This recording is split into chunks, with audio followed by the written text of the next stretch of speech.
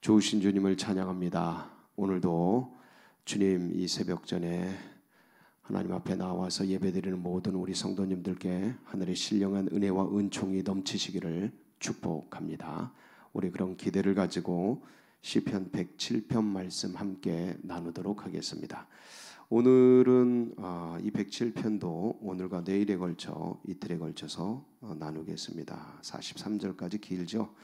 그래서 오늘 22절까지 하루 같이 나누고 내일 또 나머지를 함께 하도록 하겠습니다. 이 107편은 105편, 106편, 107편까지 이스라엘 역사를 통해서 하나님께서 그들을 어떻게 인도하셨는가, 역사 계시의 한 장이 되겠습니다. 그래서 105편은 시편 105편은 족장 시대부터 가나안 정복 때까지 그 시대까지를 역사를 회고하면서 하나님께서 이스라엘을 어떻게 최초에 태동시켰는가 그리고 이끌어 주셨는가를 노래했고, 그 다음에 106편은 이스라엘의 폐역사였죠. 애굽을 떠나서 그리고 이제 홍해를 건너고 광야 생활을 하면서 가나안 정착과 그리고 이제 바벨론에 이제 끌려가는 그 단계까지 그렇게 해서 요 폐역사, 이스라엘의 폐역사를 이제 쭉 정리를 했는데, 어쨌든 역사 아닙니까? 그 여러 가지 하나님 앞에 거역하고 거절하고 부인하고 그랬던 그 이스라엘을 하나님이 어떻게 독수리 날개로 업어서 이끌어 주셨고 끝까지 사랑해 주시고 주님의 그 헤세드, 자비, 그 사랑, 긍휼을 베풀어 주셨는가를 알 수 있는 이스라엘의 폐역사가 되겠습니다. 중간이었죠, 그게.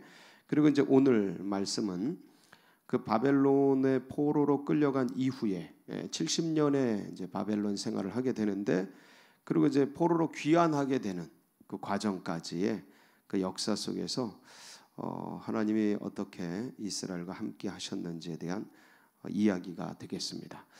참 가장 부러운 것 중에 하나는 제가 몇 번 말씀드렸는데, 이 이스라엘이 말씀을 보존했다라는 면과 이스라엘의 말씀을 보존한 면들은 자기 민족과 자기 나라에 대한 그 역사를 바라보는 관, 역사관이라고 하죠. 이 역사관이 영적으로, 그러니까 하나님 중심으로 철저하게 집중돼 있다. 그런 역사관을 가지고 있다라는 것, 이게 정말 말할 수 없는 이스라엘의 고귀한 자산이죠. 이스라엘의 굉장한 자산이고, 저희 나라도 이렇게 역사를 하나님의 관점에서 볼 수 있는 그러한 역사가들이 일어나고 그런 믿음의 백성들이 일어나서 이 한민족에게 행하신, 대한민국에 행하신, 그리고 그 이전에 정말 5,000년 역사 속에 행하신 하나님의 은혜 역사, 이끌어 주시는 역사, 그것들을 한번 조망해 보는 그런 분들이 일어났으면 좋겠다, 그런 생각을 해봅니다. 그것은 참 부러워요. 그런 역사관이 있고 그런 역사가들이 있고 그런 기록이 있고, 그리고 실제적인 이런 자료들이 성경이 되어서 우리에게 남아 있다라는 거, 이게 이 성경이 역사거든요. 그래서 오늘 한번 이제 그러면 바벨론 포로로 끌려가서 이제 돌아오는 그런 과정 속에 있었던 일들 속에 어떤 일이 있었는가를 볼 수 있는 말씀들을 한번 조망해 보겠습니다.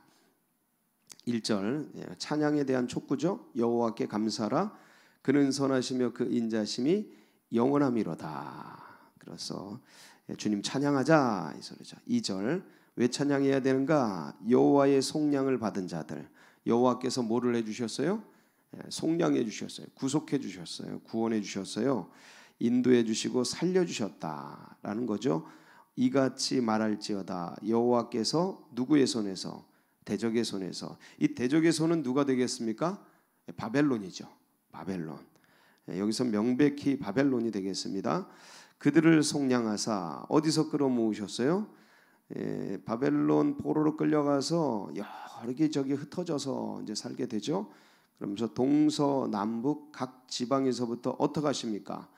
하나님이 끌고 가서는 다 흩으셨는데 이제는 전부 모으시죠. 예, 모으셨도다.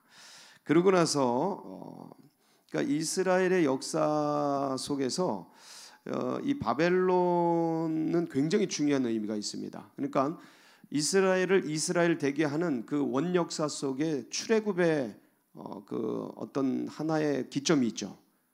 출애굽이 없었다면 이스라엘은 없었을 겁니다. 그래서 이 출애굽의 이 원역사 속에 있었던 이스라엘의 정체성, 출애굽. 그 다음에 또 하나가 뭐냐면 우리가 이게 굉장히 많이 간과하고 있는 겁니다. 근데 출바벨론의 역사입니다. 출바벨론. 그러니까 이 두 가지 큰 기점이 이스라엘의 어떤 역사적 근거를 가져요. 이스라엘을 이스라엘 되게 하고 하나님이 이스라엘을 이끄신다는 거대한 그 입증 자료라고 하죠. 증거 자료. 그게 하나는 출애굽이고 또 하나는 출바벨론입니다. 그런데 출애굽은 굉장히 많이 조망이 됐습니다. 성경 자체로 보더라도 이스라엘 민족사에 굉장히 큰 중추적인 역할을 해요. 메인 역할을 합니다. 그런데 그 어떤 출애굽보다 더 큰 게 뭐였냐면 출바벨론이었어요. 규모면이나 어떤 그 역사적인 면이나 워낙 바벨론이 강대했기 때문에 애굽하고는 비교가 안 돼요. 그래서 같이 탈출해 나오는 거지만 출바벨론이 더 역사적으로 조망받고 더 거대하고 더 메인이 될 수 있었는데 희한하게 출애굽이 이제 이스라엘 민족의 가슴속에 자리 잡는데 어쨌든 이 두 가지는 굉장히 중요한 사건입니다. 제가 이제 출애굽보다 출바벨론이 더 큰 사건이다라고 말하는 이유가 있습니다. 말씀드리는 이유가 뭐냐면 지도를 한번 보시면 바로 알 수 있습니다. 지도를 한번 볼까요? 예. 보시면 알겠지만 이 주황색 부분이 바벨론이 차지하고 있던 영토입니다. 바벨론 제국이에요. 근데 저 이집트라고 되어 있는 저 왼쪽에 길게 뻗은 나일강을 따라서 길게 뻗은 나라 있죠? 저게 이집트입니다. 이집트인데 나머지는 사막이라 쓸모없는 땅이라 저 이집트가 이제 애굽이죠. 출애굽 사건은 조기에서 탈출해 나온 거예요. 근데 바벨론의 판도를 한번 보세요. 바벨론의 점령지. 저 이집트부터 시작해서 저 바벨론, 그다음에 중동, 그다음에 저 메데라고 되어 있는 저 이란 쪽까지 거의 중간까지 있죠. 쭉 서쪽 저쪽 지점까지 쭉 들어가 있죠. 페르시아만 넘어. 그러니까 비옥한 초승달 지역을 전체를 다 점령한 거예요. 그러니까 이 인류 역사 속에 가장 부강했던 나라가 어디냐? 이 바벨론이에요. 바벨론. 다니엘의 금신상 머리에서 뭐로 표현해요? 금으로 표현해요. 금. 그러니까 굉장한 나라예요. 앞에 이제 이 바벨론보다 앞서 있는 나라가 아수르였지만 이 아수르는 어떤 큰 업적을 남기질 못하는데 바벨론 제국은 엄청난 그 인류 자산을 남기죠. 그래서 이 바빌로니아, 신바빌로니아, 구바빌로니아가 있는데 바벨론 이런 판도에서 어떻게 한 거예요? 이스라엘 백성들이 나오게 된 거예요. 자, 그러니까 저 바벨론의 한 지역, 애굽은 한 지역 같은 개념이에요. 그리고 중심부도 아니에요. 완전히 저 시골 같은 지역이죠. 중심부는 이 메소포타미아 티그리스 이 강이라고 해요. 문명이 있는 티그리스 유프라데스 요 강이 있는 쪽인데 그러니까 이걸 전체를 다 장악하고 제국을 운영하던 강대한 나라였어요. 처음부터 강했고 제국이 설 때부터 강했고 느부갓네살 왕이 초대 왕이고 그다음에 이제 마지막 저 고레스에 의해서 점령당할 때까지 짱짱했던 나라죠. 굉장히 강력했던 나라예요. 그렇게 한 방에 무너질 줄은 아무도 몰랐어요. 그런데 그렇게 70년간 바벨론이 딱 서 있다가 예레미야의 예언처럼 70년 만에 사라지는데 애굽은 한 지류였다라는 거죠. 그러니까 한 동네야. 바벨론 제국에 비하면 애굽은 한 동네예요. 그러니까 한 동네에서 나온 거랑 이 애굽 전체에서 나온 거랑은 완전히 개념이 다른 거예요. 엄청나게 규모 면에서 다른 거예요. 그러니까 뭐 동네 깡패 소굴에서 나온 거랑 저 뭐 야쿠자나 아니면 마피아나 이런 거대 조직에서 탈출해 나온 거랑 그렇게 비교할 수 있는 거죠. 그 출 바벨론 사건이 대단한 건데 오늘 바로 이제 그 이야기를 얘기하고 있습니다. 그래서 거기서부터 이제 동서남북 각 지방에서 이제 모으셔서 하나님이 이제 출 바벨론 포로에서 귀환하게 하시는데, 근데 그게 귀환 과정이 쉬운 거는 아닙니다. 고레스가 바사왕 고레스죠. 메데 바사의 통합 왕인데, 이 고레스가 BC 539년에 이 바벨론을 멸망시킵니다.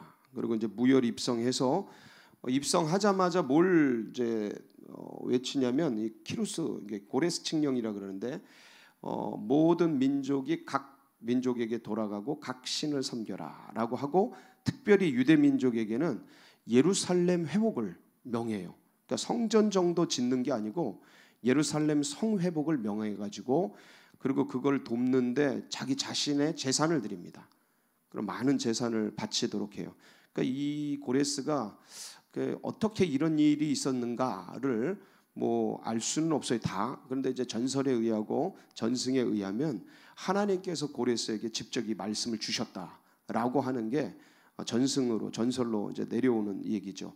마치 로마의 그 십자가 형상을 통해서 그 로마의 이제 로마가 군사 일으키고 로마 군사들이 일어나서 승리하고, 그래서 이제 로마 제국 전체가 기독교를 승인하는 그런 역사 있었지 않습니까? 그것처럼 비슷한 거예요. 어느 날 갑자기 고레스라는 사람이 일어나서 바벨론을 탈출하게 이스라엘 민족을 돕는데, 그렇지만 오는 길들이 그 바벨론 그 먼 땅에서 이 예루살렘까지 오기가 그 쉬운 길이 아니죠. 4절 보면 그들이 광야 사막길에서 뭐하며요? 방황하며. 예, 신나서 탈출해 나가지만 포로에서 귀환하지만 그게 쉽지 않습니다. 거주할 성읍을 찾지 못하고 줄이고 목이 말라. 그 귀한 과정, 그 수백 킬로를 이 짐을 지고 이끌고 나오는 그들을 생각해 보세요. 참 줄이고 목이 말라 그들의 영혼이 그들 안에서 피곤하였도다. 어쨌든 끌려갈 때 돌아올 때 모든 과정이 쉽지 않았던 거예요. 근데 이 오늘 이 시편 107편 말씀이 그냥 단순한 시가 아니고 교독송이었어요. 교독송. 그러니까 이쪽에서 읽으면 또 이쪽에서 읽고 이런 식의 어떤 시라고 보시면 되겠습니다. 청중과 리더가 같이 읽는. 그러니까 1절부터 5절까지 읽으면 6절에 이에 그들이 근심 중에 여호와께 부르짖음에 그들의 고통에서 건지시고, 이렇게 응답하는 거예요. 응답하는 거. 그러니까 앞에 내용을 쭉 얘기하면 이에 그들이 근심 중에 여호와께 부르짖음에 그들의 고통에서 건지시고, 이게 이제 반복이 돼요.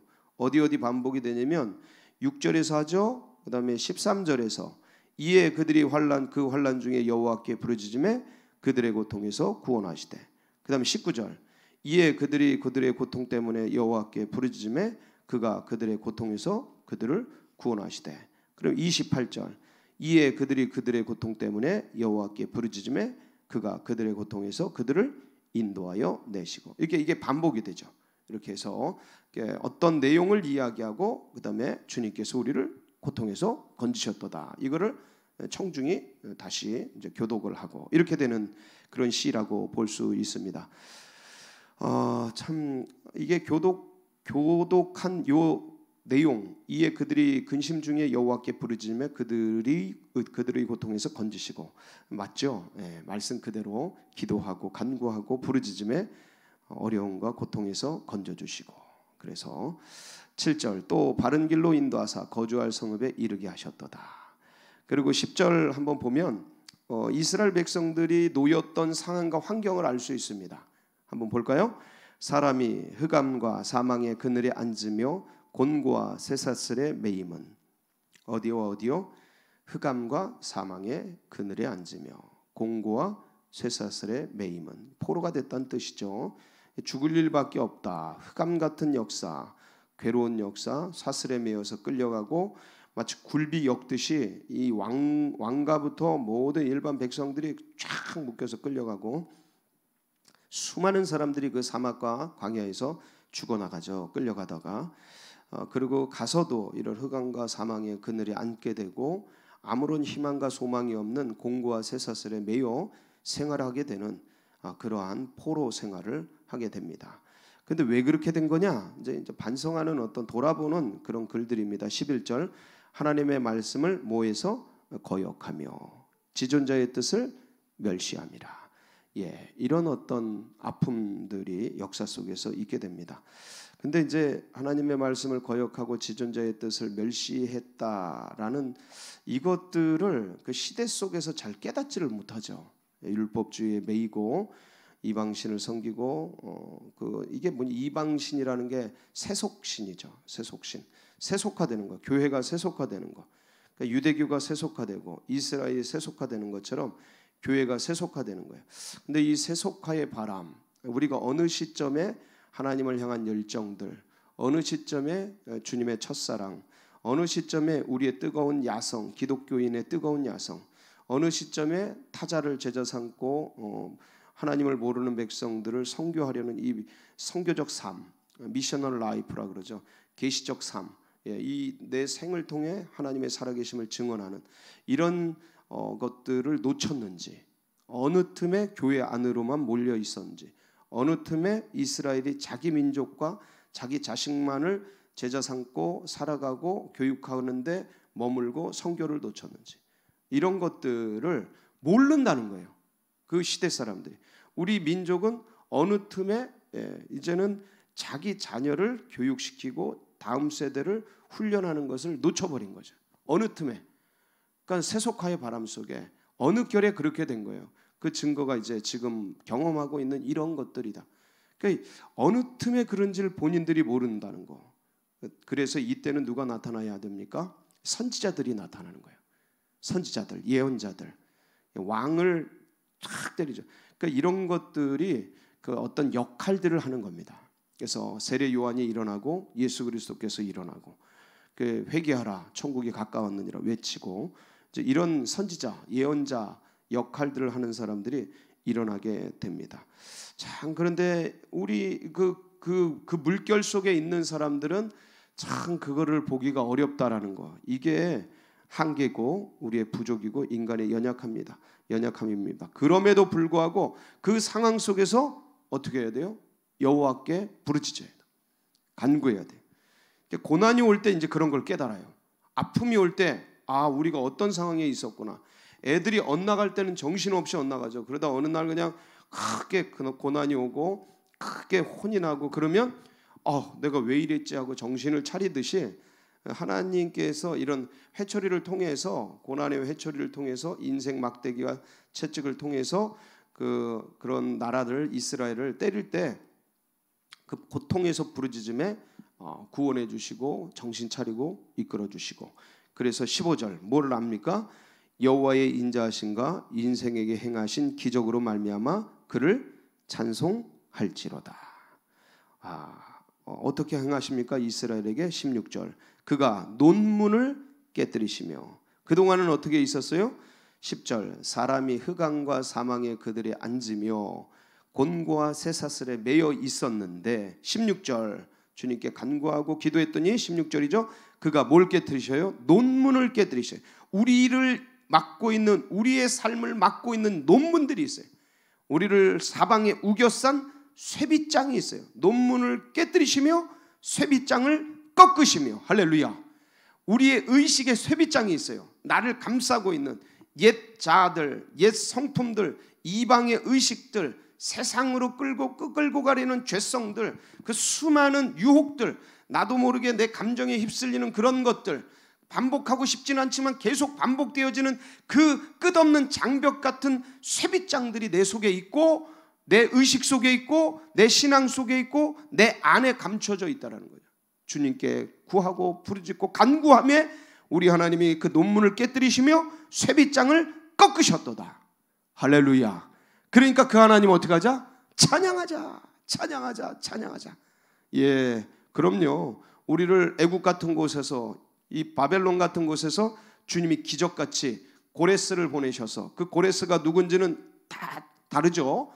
그분을 보내셔서 우리를 자유케 하시고 끌어내시고 교회로 이끌어 주시고 예수께 인도해 주시고 성전을 만들게 하시고 예루살렘 성을 회복하게 하시고 믿음의 백성의 삶을 살게 해주신 그 은혜를 베풀어 주셨고, 그렇지만 여전히 내 속에 아직 정복되지 않은 그런 수많은 옛성품 옛자 이방인의 풍속들이 있다 없다? 있다는 거죠. 그래서 오늘도 주님의 은혜를 구하며 주님 도와주세요, 주님 함께 해주세요, 씻어내고, 내 개인적인 것뿐만 아니죠, 이 나라 민족 가운데 그런 이방인의 풍속들, 옛 것들, 유교와 불교와 뭐 토테니즘, 애니미즘 이런 데서 온 수많은 것들이 이 나라 민족 속에 있다. 정치, 경제, 사회, 문화 속에 있는데 주 예수 그리스도의 은혜로 그것들이 바뀌어지도록 함께 기도하고, 내 속에서도 그런 역사가 일어나도록 함께 간구하며 복되게 승리하는 귀한 날 되시길 축복합니다.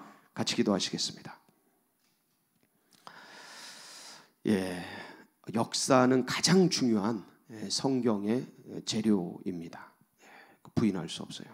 왜냐하면 구약, 신약 자체가 역사이기 때문에 역사와 예언, 이 두 가지는, 예언 자체가 역사가 됩니다. 이 성경을 구성하는 가장 큰 두 기둥입니다. 역사와 예언.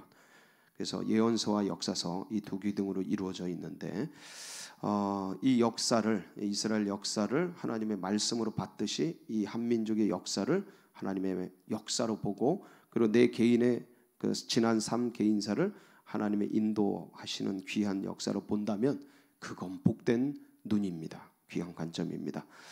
이런 신앙과 이 믿음이 다음 세대들과 새가족들의 가슴 속에 새겨지도록 특별히 기도해 주시고, 역사를 잊은 민족은 미래가 없다 그러지 않습니까?